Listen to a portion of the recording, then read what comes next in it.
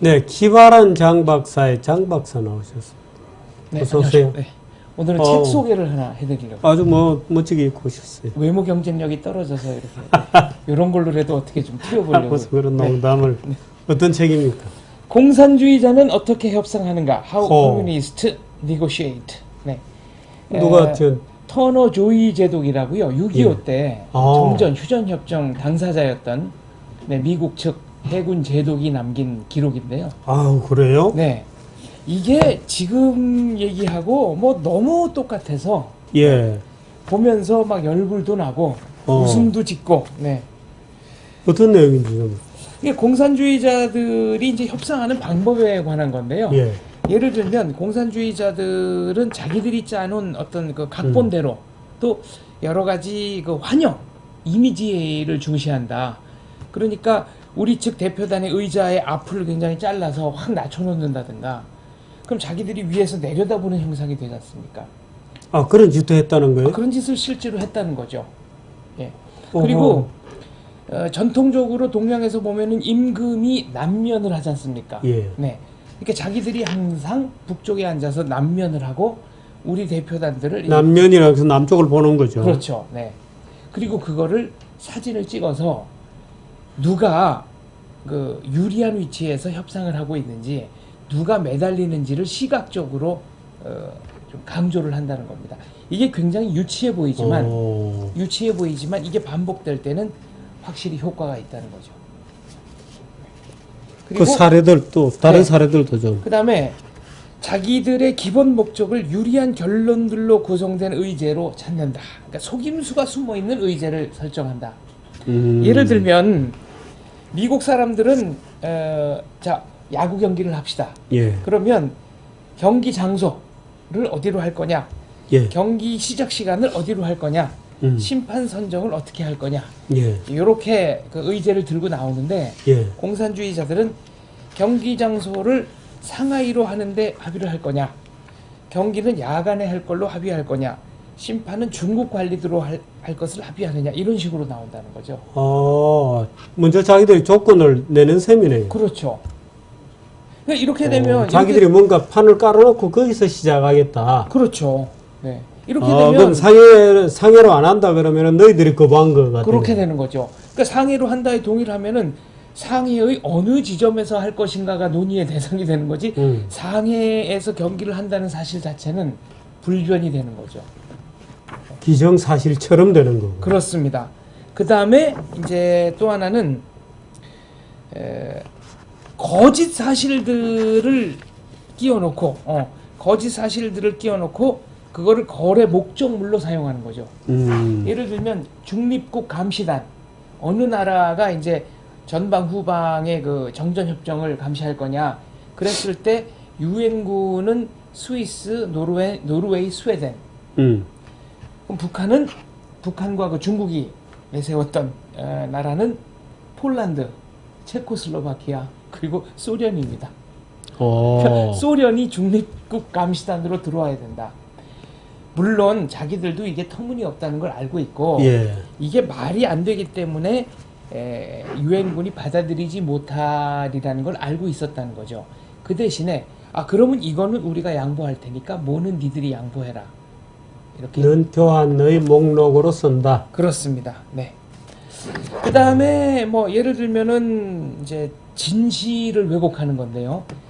대개 실종자가 유엔군, 한국군 합쳐가지고 한 10만 명쯤 됐고, 그 다음에 북한의 그 라디오 방송이 한 6만 5천 명 정도의 포로를 잡고 있다고 연이어 방송했는데, 막상 휴전협정 할 때는 우리는 한 11,000명 정도만 포로로 잡고 있다. 그럼 이제 5만 명, 당신이 방송에서 그렇게 떠들던 한 5만 몇천 명은 어디로 갔느냐 그랬더니 우리는 다 석방을 했고 현지에서 풀어줬기 때문에 모른다. 실상은 대부분의 사람을 자기네 그 부대에 강제 입대를 시켜가지고 인민군의 최전방에서 강제로 전투를 하게 했던 게 역사적 진실입니다. 그래 놓고 그건 포로가 아니다고 주장을 하는 거죠. 그렇죠. 포로가 아니라고 주장을 하는 거죠. 그거는 굉장히 악랄한 방법인데. 그래서 이 책에 보면은 공산주의자들은 1인치를 양보하면 1마일을 얻어내려고 그러니까. 하는 사람들이다. 그러니까 이쪽에서는 선의로 그리고 협상이 빨리 진척되기를 원해서 양보를 한 것인데, 공산주의자들은 우리가 양보를 하면 그게 유약함의 증거라고 본다는 거죠. 밀면 밀린다. 그러니까 거기까지는 확보해 놓고 다음 협상 때부터는 거기서부터 이제 다시 밀고 당기기를 한다는 겁니다. 그래서 터너제독이 한 얘기는, 역시 공산주의자들은 전투에서 잃은 것을 이렇게 지리한 협상으로 만회하려는 사람들이다. 그리고 이 책의 결론 부분에서 아주 예. 통렬하게 써놨습니다. 예. 우리가 협상을 할 때에 힘을 단지 배경으로서만 사용해서는 안 된다. 힘을 실제로 사용해야 한다. 전쟁을 피하기를 원한다면 전쟁의 위험 부담, 리스크를 감수해야 한다. 공산주의자들의 말과 문서를 믿지 말아라. 행동만을 아니 지금 믿어라. 지금 저 북한 애들 보세요. 그 협상한다고 해놓고 잠수함 50척 어디에서 뿌려서 무슨 일 할지 모르게 우리 뒤통수에 지금 총을 갖다 대고 그렇습니다. 있잖아요. 네. 또 그걸 안 되니까 또 뭐 공기부 양정을 몇십 척을 전진 네. 배치했다 그러는 거 아니에요? 그렇습니다. 한쪽으로는 협상을 하는데 지금 외양을 20몇 시간을 붙잡아 놓고 좌우로는 전부 지금 총을 갖다 대고 있는 거 아니에요? 그렇습니다. 근데 나는 왜 이 정부는 거기에 김관진하고 홍영표 두 사람이 가서 그 앉아 있는지 모르겠어요. 우리도 그러면 잠수함 다 발진시키고 어디가 있는지 모르게 해야 아니 되고. 우선 그 현장에 나가 있는 분들부터 들어라 말이야. 나 이런 상태에서 안 한다. 총 집어넣어라. 총을 집어넣어야 대화를 할 거 아니냐. 그리고 이제 공산주의자들은 협상에 몰리면 일단 합의를 한답니다. 합의를 해놓고 그 다음에 이제 조문의 해석 갖고 시비를 걸고, 그 다음에 거부권을 넣자. 거부권을 넣자는 거는 안 하겠다는 얘기 아닙니까? 그 다음에 또 하나는 협상의 결과, 이렇게 약속을 지키지 않았을 때 이거에 대한 제재 수단에 대해서는 어떤 얘기도 안 한다는 거죠. 그러니까 공산주의자와 협상을 한다는 것은 우리가 힘으로 강제했을 때만 유효한 행동을 끌어낼 수 있는 것이지, 그것이 뒷받침되지 않은 경우에는 이 공산주의자와 협상하는 것은 정말로 제독이고요. 예. 터너조이라는 분이고. 본인이 협상장에서 정말 몇 년 동안 활약을 했고요. 그리고 우리 쪽의 그 통역, 영어 통역으로는 언더우드 박사네 그 형제가. 아, 그랬나요? 네. 그러니까 한국어, 영어가 완벽했기 때문에 예. 협상을 한 것으로 되어 있습니다. 아, 그렇군요. 네.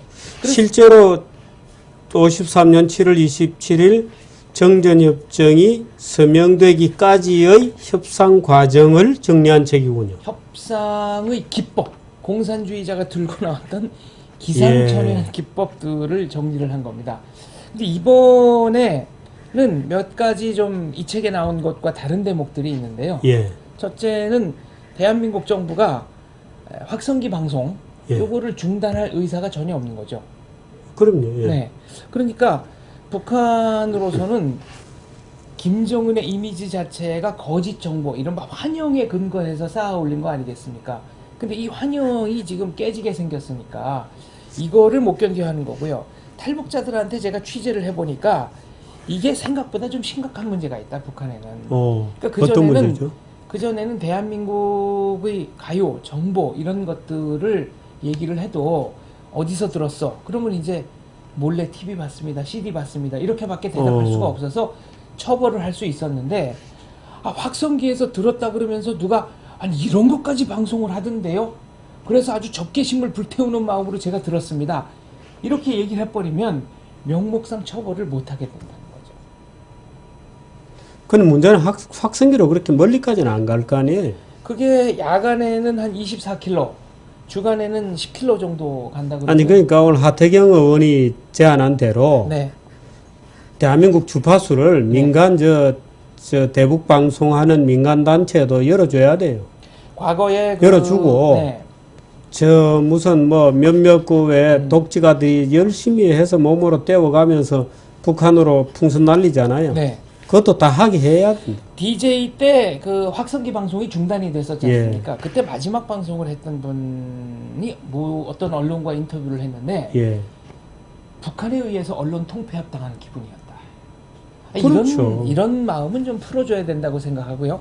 역시 DJ 때 군심리전, 그러니까 군심리 부대가 하던 풍선 날리기, 요게 이제 중단이 됐다 그럽니다. 근데 민간에서 정말 열심히 하시는데 아무래도 장비가 열악하다 보니까 북한의 도달률이 30% 내외거든요. 예.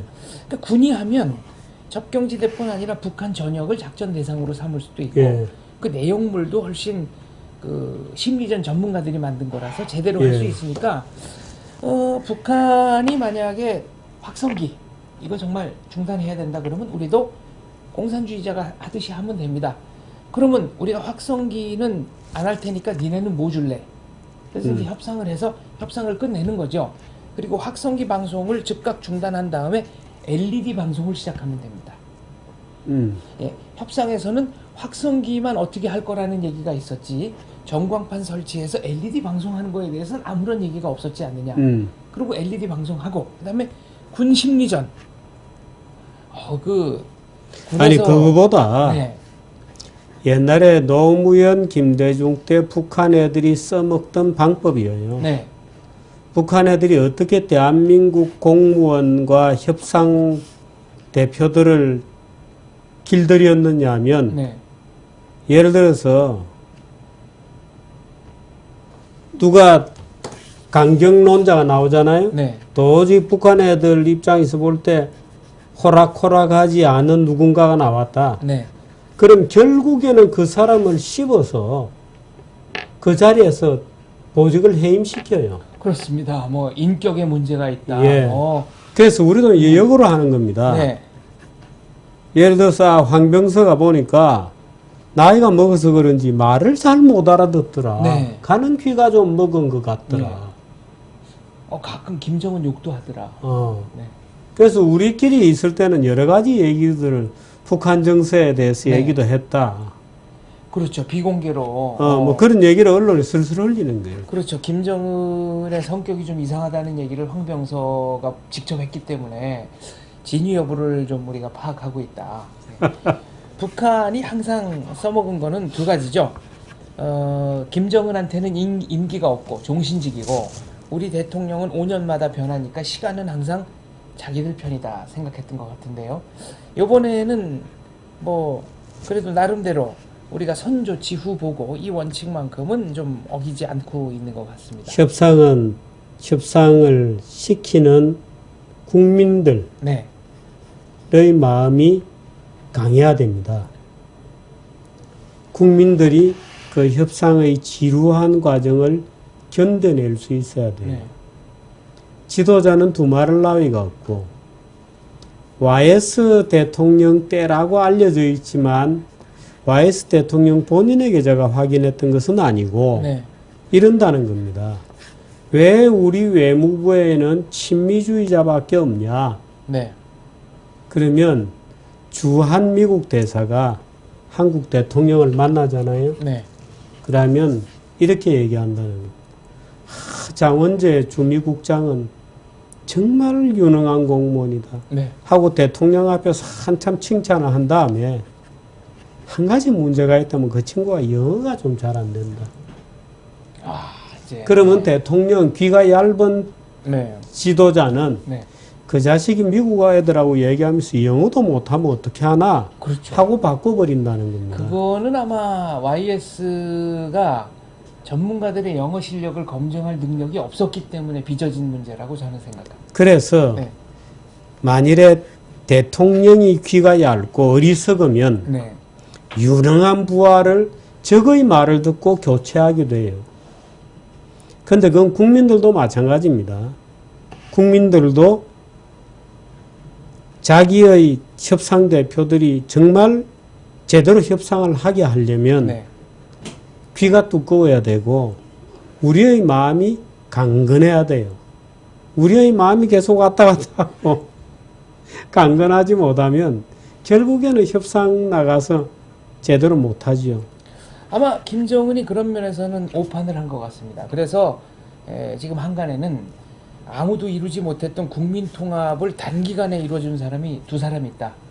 하나는 김연아 선수한테 점수 짜게 줘가지고 은메달 준 그 러시아 피겨 심판이고, 예. 또 하나는 김정은이다, 이런 얘기도 있습니다. 아, 최근에? 네. 김연아는 최근 일은 아니죠. 요거는 이제 소치 올림픽 때니까 몇 년 전이고. 몇 년 전이고. 김정은은 이제 최근이고요.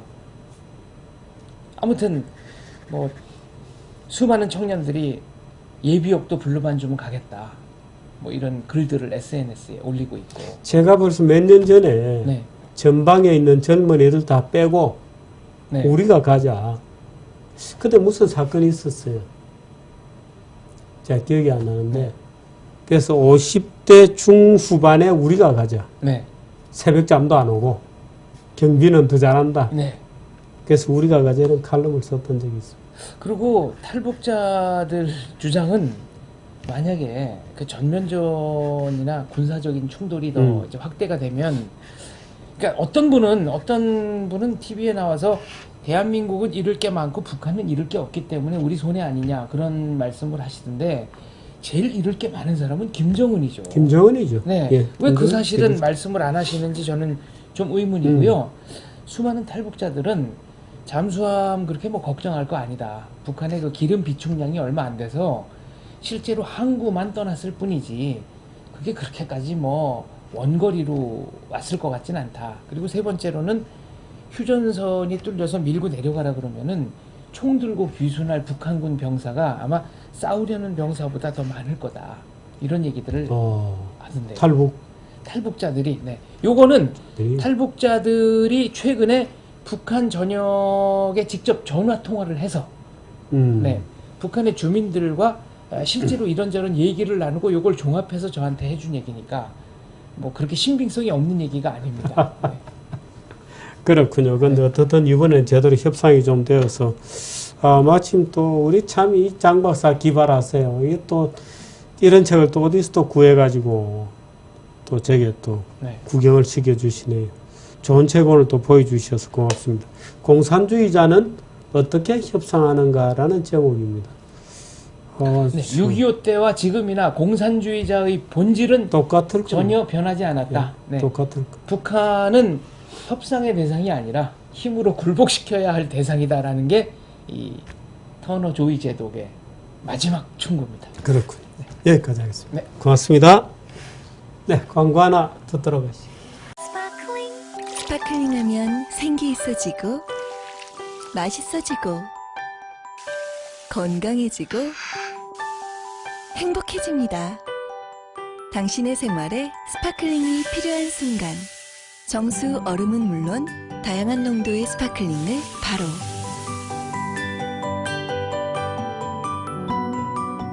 삼성 지펠 푸드쇼 케이스로 새로운 냉장고 생활이 시작됩니다.